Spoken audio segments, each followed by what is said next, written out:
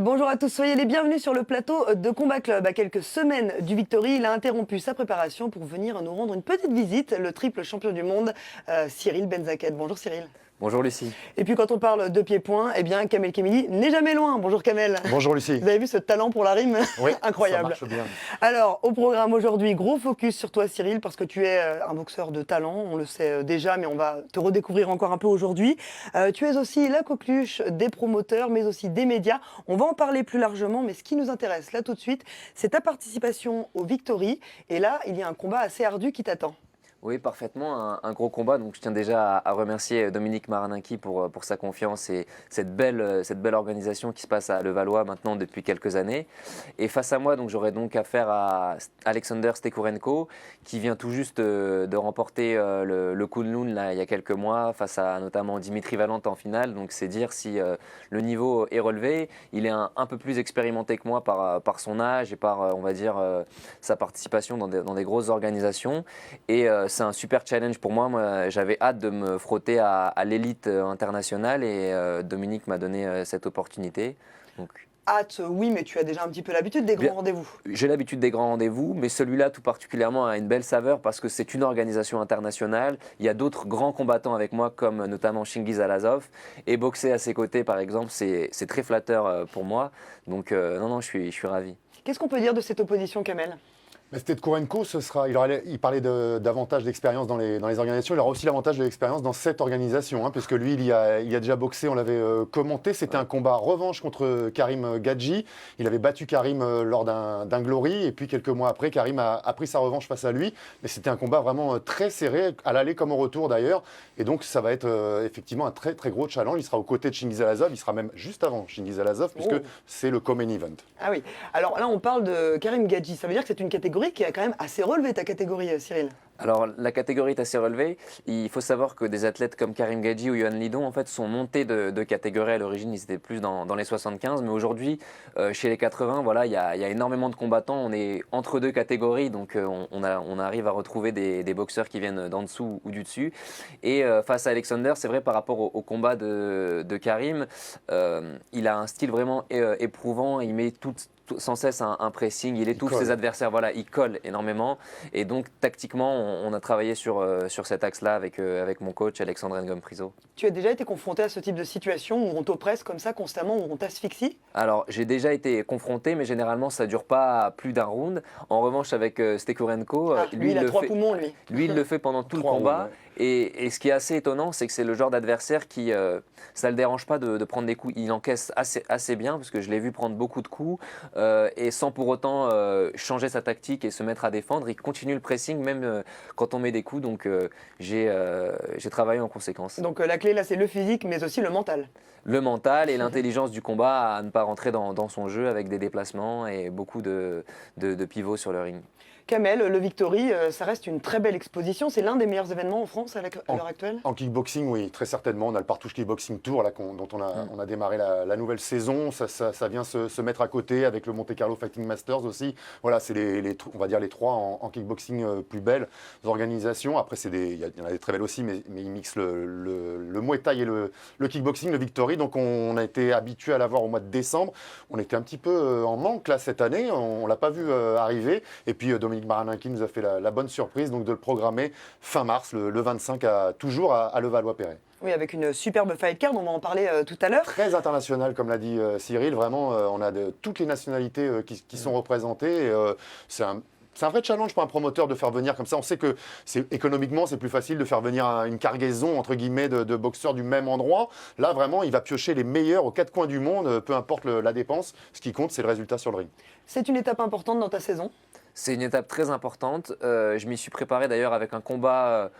J'aime pas le terme de combat préparatoire parce que chaque combat est clé, on peut se faire mal. Mais il y a un mois, j'ai boxé au Super Muay Thai à Bangkok. Tu t'es testé en tout cas. Voilà, et il me fallait ne serait-ce que retrouver des repères sur le ring parce que l'entraînement c'est bien beau, mais il nous faut un peu de réel. Et donc ça a été un moyen pour moi d'avoir un combat qui précède pour avoir des sensations. Et là, je suis super prêt et affûté pour le 25. Quand tu dis retrouver des sensations, ça faisait longtemps que tu n'avais pas boxé? Ça faisait depuis août. C'est vrai dans ma catégorie à 80 kg, il n'y a pas énormément de propositions en France. Donc entre celles qui sont intéressantes ou pas, on étudie ça avec mon équipe. Des fois, ça laisse des petits temps de quelques mois sans boxer. Et même si l'entraînement est quotidien, je pense qu'il est indispensable de passer par la case combat pour se préparer. Bien sûr. Alors la tension monte peu à peu. Nous t'avons suivi durant ta préparation. Ce sont des images de Cynthia Lauvergeon. Regardez. Ces gestes, Cyril Benzaken les répète inlassablement depuis des années. Pourtant, à ses débuts, rien ne poussait à croire que 15 ans plus tard, ces mêmes gestes le mèneraient jusqu'au plus haut niveau. Aujourd'hui, avec un titre de champion du monde en Muay Thai et un autre en kickboxing, le gamin a fait place à l'homme tandis que le combattant, autrefois réservé, assume désormais son nouveau statut. Un statut acquis à force de travail, mais pas uniquement. Ce qui me pousse à me lever tous les matins et je me pose jamais la question de si je suis fatigué ou quoi, je dirais que c'est la passion, tu vois. C'est vraiment un sport que j'aime à fond. Et du coup, quand tu as la passion, tu ne te poses pas la question de savoir est-ce que j'hésite. Il n'y a pas d'hésitation parce que tu aimes ce que tu fais. Donc c'est un plaisir pour moi d'aller à la salle, même si c'est dur. J'aime cette dureté, j'aime cette authenticité, cette vérité qu'il y a dans ce sport. Et je pense que là où je me retrouve et où tous les autres boxeurs se retrouvent, c'est dans cet esprit vraiment d'engagement, tu vois, sur le ring, de dépassement de soi. C'est des valeurs qui nous animent tous, les combattants, et c'est ça qui nous... Enfin, moi personnellement, c'est pour ça que je suis passionné de ce sport. Sur le ring, Cyril Benzaken a encore beaucoup à apprendre. Dans son club de Massy, où il se rend tous les jours, la pression reste constante et les entraînements sans répit. Le tout dirigé par Alexandre Ngom Priso, l'une des personnes qui le connaissent certainement le mieux. Cyril, c'est un cérébral et un technicien. C'est un cérébral, un technicien, il anticipe tout, il prépare, il voit. C'est un travailleur. On ne va pas dire, des fois, bon, on est obligé, pour aller à la guerre, on est obligé de le pousser. Mais bon, je pense que c'est par rapport à son éducation. Mais c'est vraiment un technicien, c'est un stratège. Il va réfléchir, il va voir les trous, il va commencer à faire des équations. Je ne sais pas combien d'inconnus, mais c'est un stratège. Le 25 mars, à Levallois, il n'y aura pas de ceinture en jeu pour Cyril Benzaken, mais ce soir-là, il fera face à un énorme défi en la personne d'Alexandre Stetsurenko. Champion du Kunlun il y a 3 mois, il reste sur 8 victoires de rang, mais pas de quoi affoler le Français qui a tout fait pour aborder ce combat dans les meilleures conditions possibles. On travaille beaucoup, c'est le 3e entraînement de la journée, il est bientôt 23h. Mais sinon, dans ma tête, d'une manière générale, je me sens très très bien. On se prépare super bien comme à mon habitude. Et on va dire comme tous les paramètres personnels vont bien, enfin tout va bien dans ma vie. Avec mon coach, on est dans une super énergie, donc on est prêt à faire un combat terrible le 25 mars. Alors on sent vraiment que tu es habité par la boxe. Est-ce que tu as l'impression d'avoir atteint une certaine maturité dans le ring ? Alors je dirais ouais, j'ai atteint une certaine maturité dans la mesure où ça commence à faire maintenant un peu plus de 10 ans que je boxe, parce que j'ai commencé à l'âge de 18 ans, un peu moins de 10 ans, pardon. Je ne suis pas très bon en calcul. Et donc, ouais, avec un certain nombre de combats, maintenant 56 je crois, ça m'a permis d'être à l'aise sur le ring et on va dire qu'au début, j'avais du mal à me lâcher, à, on va dire, exprimer tout ce que je savais faire à la salle et le retranscrire en combat. J'avais du mal et aujourd'hui, maintenant, c'est plus le cas. J'arrive vraiment à m'exprimer, donc j'ai une maturité, je pense, qui commence à s'installer. Et est-ce qu'on peut dire qu'il y a eu un point culminant dans ta carrière, ta jeune carrière, ou est-ce qu'il est encore à venir ? Je pense que c'est en train d'arriver. On va dire que c'est dans les prochaines années. Là, je suis en train d'être au top, je pense, de mon niveau. Et je vais essayer de maintenir et de le monter. D'ailleurs, je suis super heureux et en même temps, ça me donne beaucoup d'espoir quand je vois un Fabio Pinca qui est plus fort que jamais à 32 ans. Donc, je pense que si on entretient bien son corps et qu'on a une bonne hygiène, on peut perdurer sur sa carrière. Surtout dans ta catégorie, hein, c'est encore plus vrai. Plus on monte dans les catégories Oui. de poids, Fabio il est à 67. Toi, c'est un peu plus lourd. Quel regard vous portez, vous, Kamel, justement, sur cette jeune carrière ? Parce que finalement, 56 combats, c'est pas tant que ça. Non, ouais. Pour moi, ça commence à faire quand même 56 combats, surtout quand en parallèle, vous ne faites pas que ça. Et on sait que Cyril, il n'a vraiment pas que ça dans la vie, la boxe, justement. Et puis, on parlait de points culminants tout à l'heure.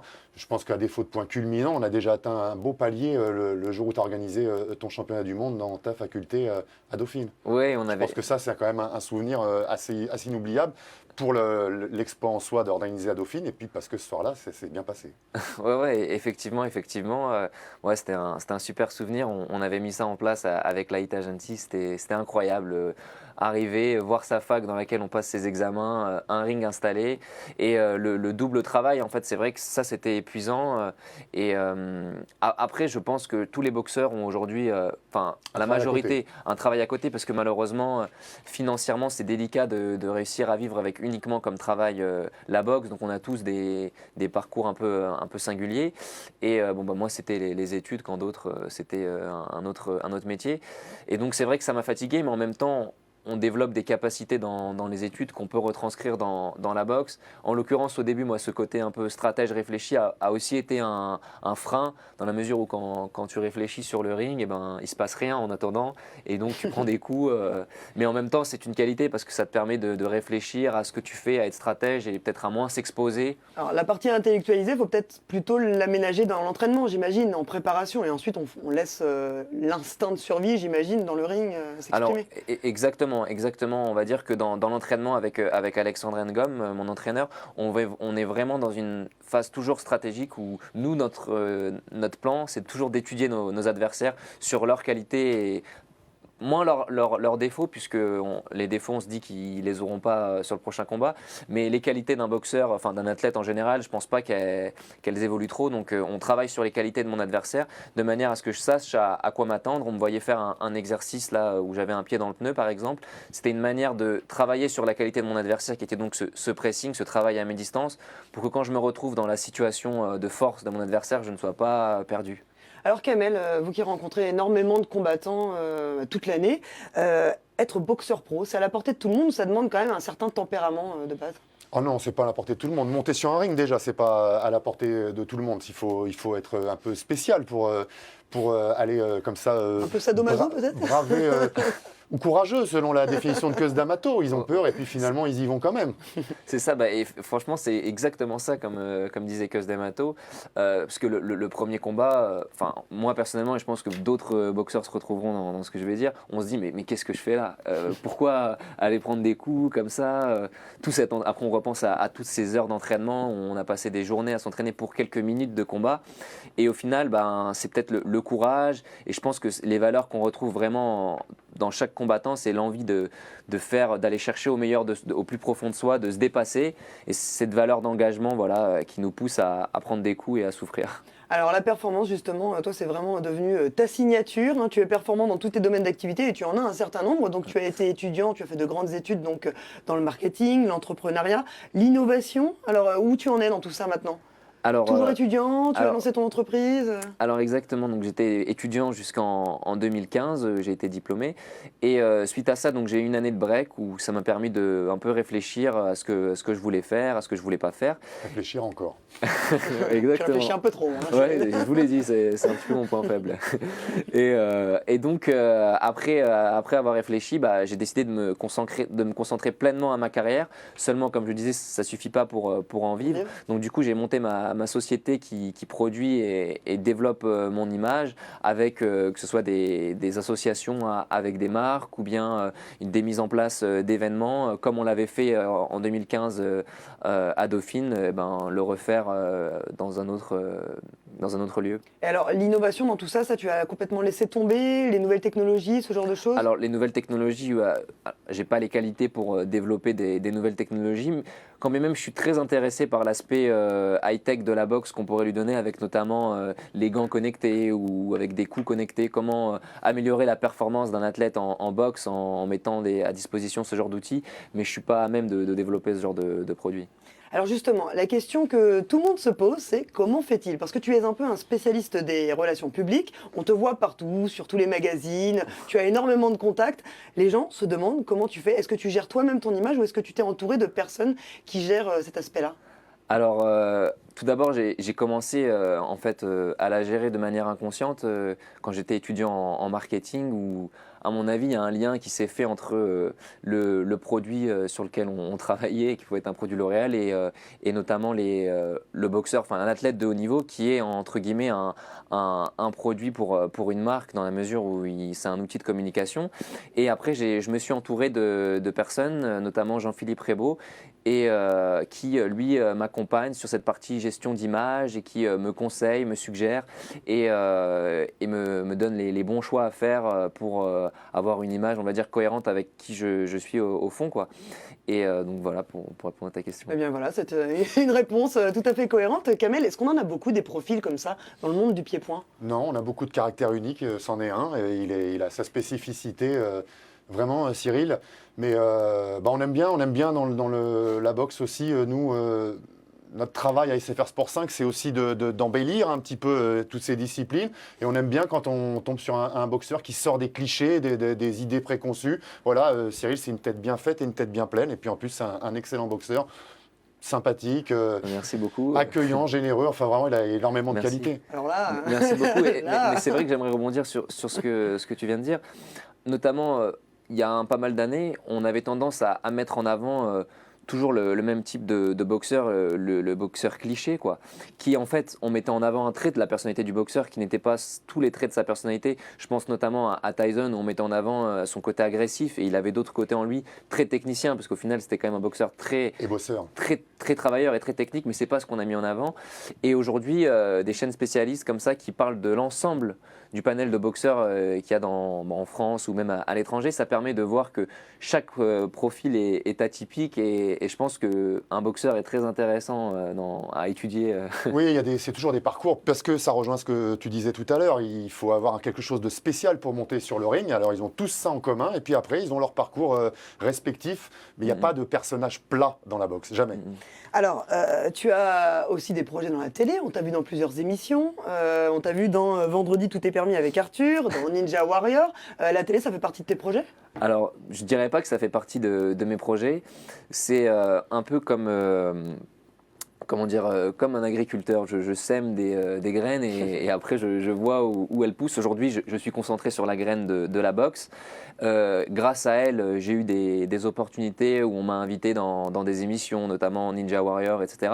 Et pour moi, c'est un moyen de rencontrer d'autres personnes. J'ai pu rencontrer des athlètes de haut niveau, et aussi d'ailleurs des Miss France très sympathiques chez Arthur. Oh, on n'en doute pas. Et non, enfin, Ça devait être sympa. tout ça pour dire que c'est pour moi un moyen de rencontrer d'autres personnes, et quand je les rencontre, de les amener vers mon univers qui est l'univers de la boxe, et pour qui c'est parfois inconnu. Et donc, je suis très, très heureux en fait de continuer dans ce domaine, pour sensibiliser des personnes qui connaissent pas trop l'univers du pied-point.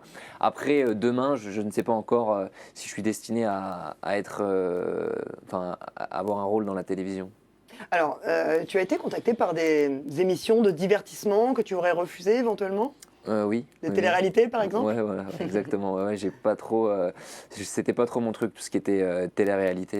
Je préfère pas me mettre dans ce genre de situation. Alors, il y a un boxeur en ce moment là, qui passe dans les anges de la télé-réalité. Oui, c'est Thomas Adamandopoulos, mais t'as pas l'accent marseillais, t'es pas ch'ti non plus, donc il n'y a pas de raison a priori. Ouais, non, c'était pas trop mon truc. À tes heures perdues, tu es aussi mannequin. Il se murmure que tu as eu quelques projets avec Jean-Paul Gaultier. Alors, c'est-à-dire que j'ai eu la chance de rencontrer une dame qui s'appelle Marie-Christiane Marek, qui est vraiment un peu la papesse de la mode.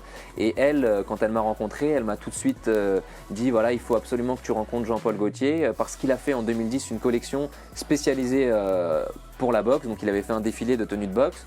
On s'est rencontrés, il a, on va dire, adhéré à mon profil. Il a proposé de m'habiller pour que je boxe, et en dehors. Et du coup, c'est comme ça que j'ai commencé à collaborer, on va dire plus une collaboration avec Jean-Paul Gaultier, qui est quelqu'un de très très généreux. Short de boxe ou short de boxe taille? Alors à l'origine, c'était un short de boxe, et comme ils ont été sympas, ils me l'ont raccourci pour que je puisse lever la jambe. Voilà. C'est la classe, ça. Il y avait eu Paco Rabanne avec Dida Diafat, et il y avait eu Agnès B avec Jean-Marc Cormec aussi. Eh ben. Parler un petit peu Exactement, Paco Rabanne, je m'en souviens très bien pour Dida. Ouais.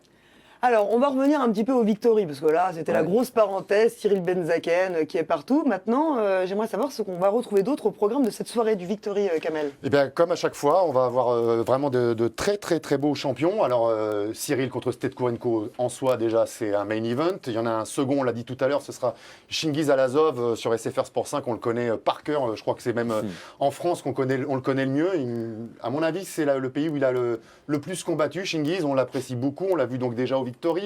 On l'avait vu à la Nuit des Champions. On l'avait vu chez Kader Marouf au Partouche Kickboxing Tour. Il avait manqué l'an prochain. On le reverra d'ailleurs cette année au Partouche Kickboxing Tour. Mais là, le prochain rendez-vous qu'on a avec lui, c'est au Victory à Levallois-Perret. Il sera opposé à Mohamed Ndouf. Lui aussi, on l'avait découvert au Partouche Kickboxing Tour. Combattant belge du Queensbury chez Samir Majoubi. Il s'entraîne désormais aux côtés de Cédric Doumsed. Et honnêtement, il a un super style pied-point, des liaisons fulgurantes. Ça va aller vite. Le problème, c'est qu'en face, il a vraiment un garçon qui est arrivé à pleine maturité et qui a en plus des mêmes qualités que Mohamed Ndouf, le punch, l'explosivité et la frappe. Donc, on a un gros combat très explosif. A priori, sur le papier, c'est vendeur. Ah, très, et puis c'est pas. Si avec ça, les accompagnements sont de choix, on va avoir aussi quelqu'un comme Eddie Knight Slimani. Pareil, Bien en sûr, kickboxing, on fait difficilement mieux dans cette catégorie des 67 kilos. Ça va voler dans tous les sens. Voilà, on aura Cédric Pénaud aussi. Yuri Besmerti. Yuri Besmertny face à Djibriléo. Voilà, honnêtement, on parle de main event, de co-main event, et puis il faut trouver d'autres noms parce que finalement, tout va nous être servi presque en même temps, tellement c'est. Là, on a un c'est le énorme pas main principal. event, C'est ça, finalement. Tous les combats sont des main events en Ouais. eux-mêmes pratiquement. Ouais, ouais. Il y a même un combat pré-fight avec Yatabaré et je me suis dit, bon, même ça, c'est un main event. Bon, eh bien, en tout cas, c'est un événement qu'on va forcément suivre. Ce sera donc sur SFR Sport 5. Le Victory, c'est l'événement pied-point à ne pas manquer. Voici le teaser.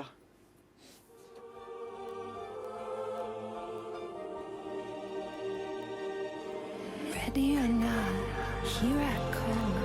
You can't hide.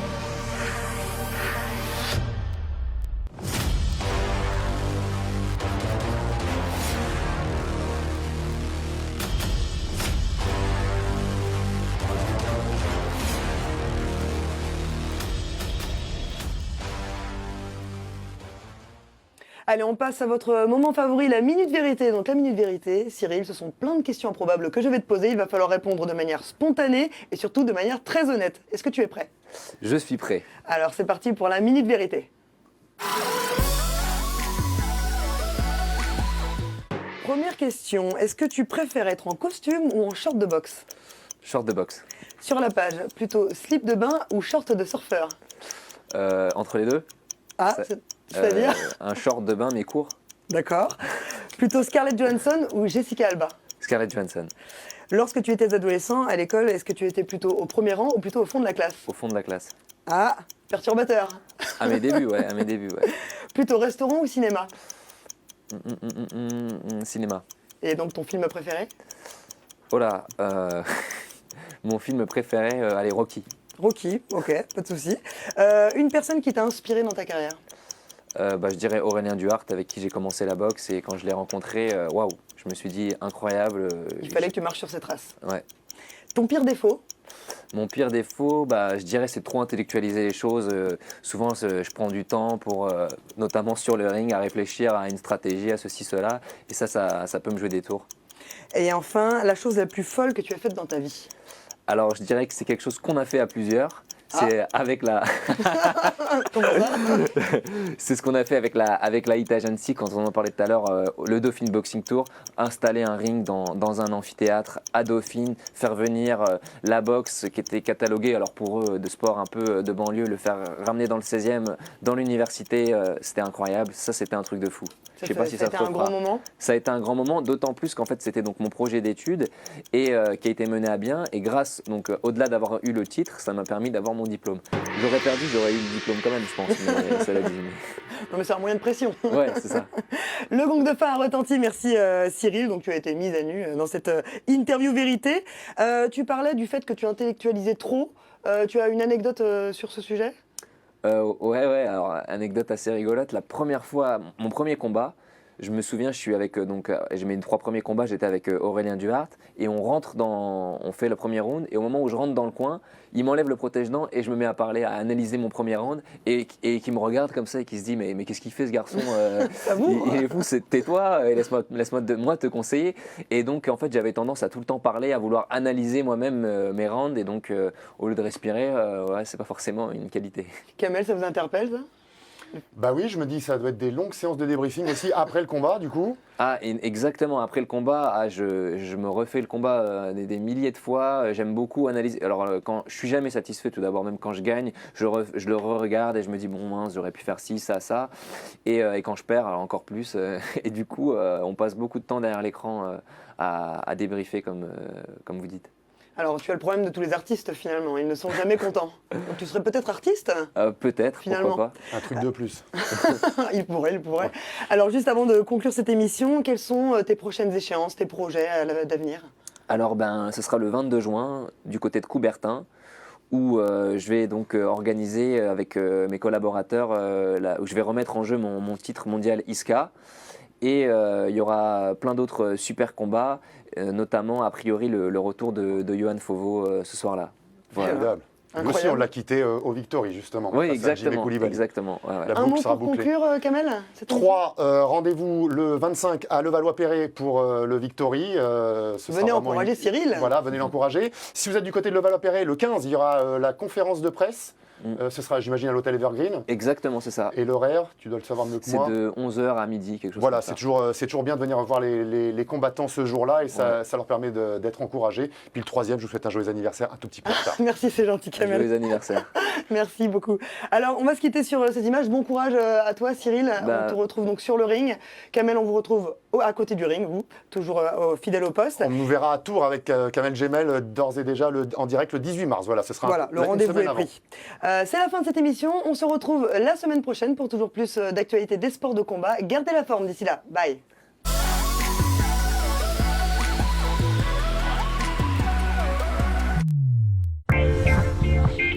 Myriam Rahali, partenaire de l'émission Combat Club.